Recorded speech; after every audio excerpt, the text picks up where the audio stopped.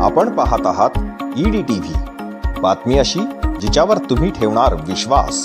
जालना शहरातील 4 ठिकाणी असलेल्या औद्योगिक वसाहतींमधील 245 भूखंडधारकांना महाराष्ट्र औद्योगिक विकास महामंडळाच्या विभागीय व्यवस्थापकांनी फेब्रुवारी महिन्यामध्ये नोटीस बजावल्या आहेत। उद्योग व्यवसाय सुरू करता का भूखंड परत घेऊ असा सज्जड दमच या नोटीसमध्ये देण्यात आला आहे। जालना शहरात 4 ठिकाणी औद्योगिक वसाहती आहेत।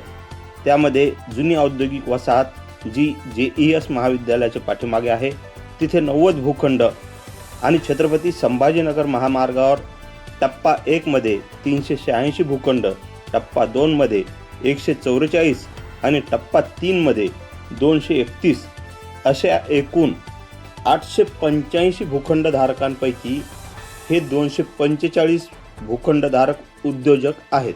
या 245 भूखंडधारकांनी उद्योग व्यवसायासाठी गेल्या अनेक वर्षांपासून MIDC कडून 95 वर्षाच्या करारावर हे भूखंड घेतले होते, परंतु अद्यापपर्यंत तिथे नियोजित उद्योगच सुरू झाले नाहीत किंवा उद्योगासाठी आवश्यक असणारे बांधकाम देखील केलेले नाही, जे 40% पूर्ण करणे आवश्यक आहे।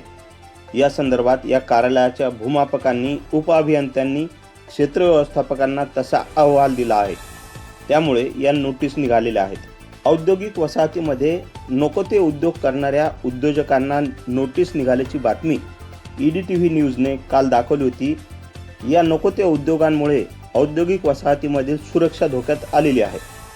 असे असताना पुन्हा आता या 245 भूखंडधारकांना निघालेल्या या नोटीसमुळे भूखंड गुंतवणूकदार आणि नको ते उद्योग करणारे उद्योजक यांचे चांगले धाबे दणाणल्याशिवाय राहणार नाही।